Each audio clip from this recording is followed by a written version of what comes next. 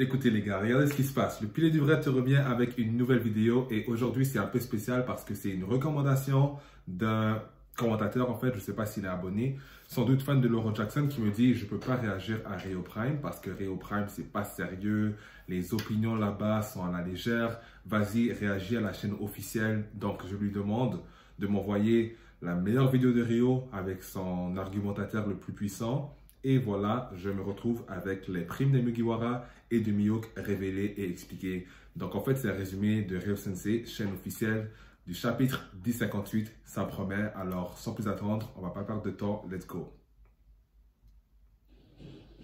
Ça y est, c'est la guerre.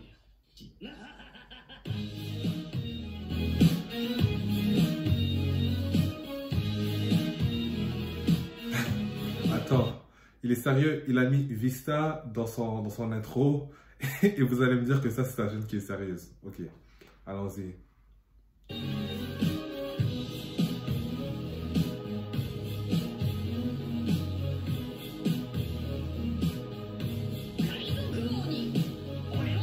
Ryo Sensei. Bonjour à tous, ici c'est le Nekru Sensei, j'espère que vous allez bien, j'espère que vous êtes en pleine forme. Bien écoutez, ça va super bien, on se retrouve dans le plus grand des calmes pour parler ensemble du chapitre 1058 de One Piece, qui est un chapitre, ma foi, très intéressant.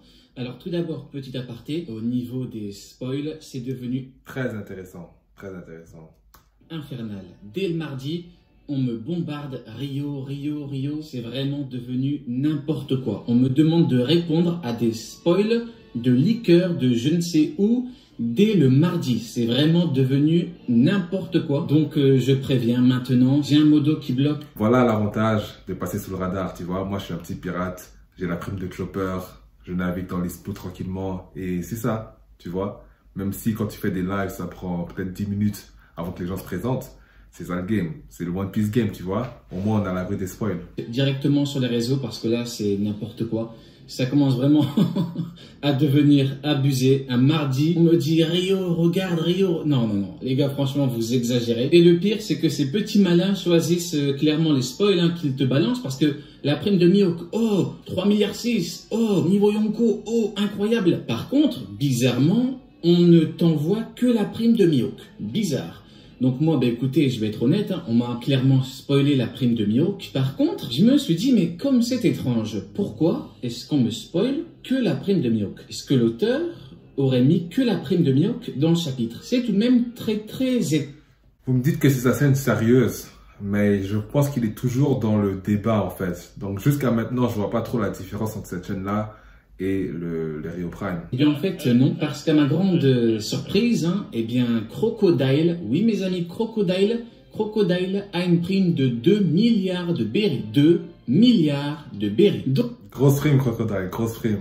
Donc on va vraiment terminer le petit débat qu'il y a par rapport à Mihawk et par rapport à son supposé niveau Yonko. Il a dit terminer le débat avec Mihawk et son supposé niveau Yonko. Donc là, on est clairement, lui et moi, on n'a pas la même vision des choses. Donc ça promet d'être intéressant. Allez, vas-y.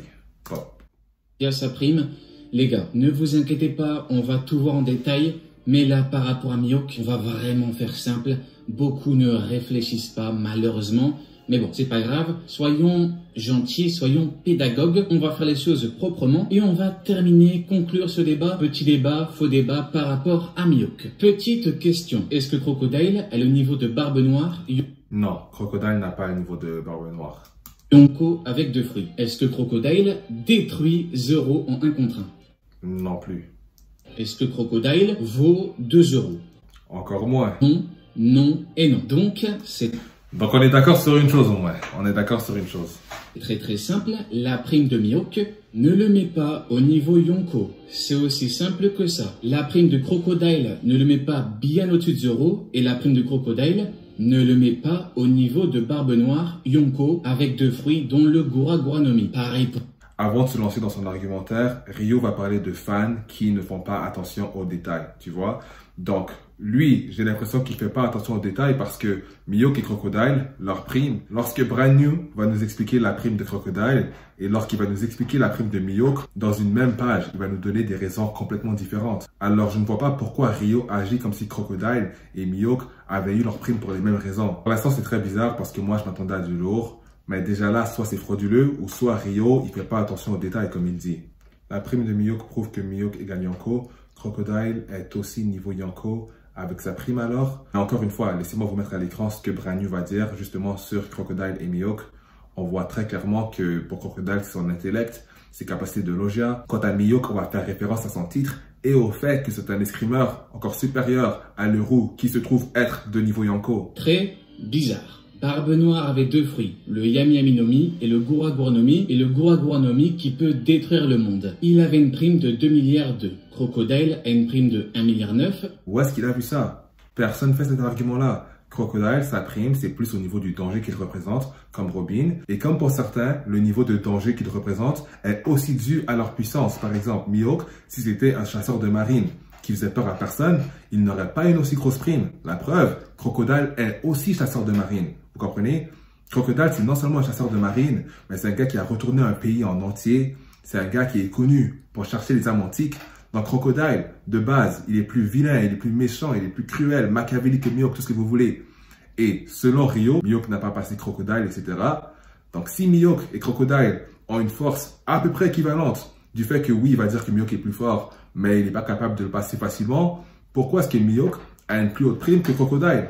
Pourquoi est-ce que la différence, pourquoi est-ce que l'écart est aussi puissant alors que Crocodile est nettement plus dangereux que lui? Donc, tout comme la prime de Crocodile ne le met pas au niveau d'empereur, la prime de Mihawk ne le met pas au niveau d'empereur. Non. Donc comme j'ai déjà dit bon cet argument-là, on va juste continuer. Normalement, tout le monde, et je dis bien tout le monde, devrait être en mesure de comprendre ça. C'est quelque chose de très simple, mais malheureusement, beaucoup ne captent pas qu'il faut tout prendre en compte.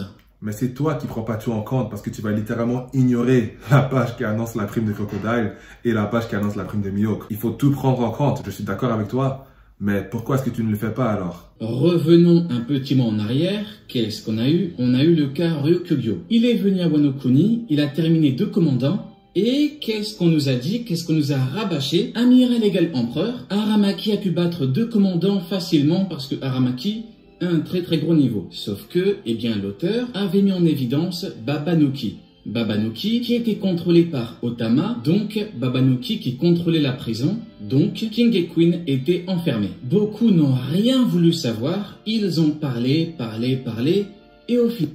Mais King et Queen n'étaient pas enfermés. Encore une fois, on doit faire attention aux détails. Ryokugyu va nous dire, ou il va plutôt dire au commandant King et Queen, je vous ai prévenu, vous ne faites pas le poids. Donc Ryokugyu a prévenu King et Queen. Comment est-ce que tu peux prévenir des gens qui sont enfermés? Ce que moi je comprends, c'est que Ryokugyu a averti King et Queen d'être tranquilles. Et King et Queen, ils n'ont pas écouté. Donc clairement, ils n'étaient pas enfermés. Et là, je suis pas en train de défendre le niveau Yonko de Ryokugyu. Non, loin de là, moi je pense pas que Ryokugyu a le niveau Yonko. Mais ce que j'essaie d'expliquer, c'est que l'argumentaire de Ryo, non seulement est fautif lorsque ça vient à la prime de Crocodile, mais il est aussi fautif lorsque ça vient à Ryokugyu. Je ne sais même pas pourquoi on parle de l'amiral alors que c'est le chapitre 1058, mais voyons voir comment est-ce qu'il va connecter ces points.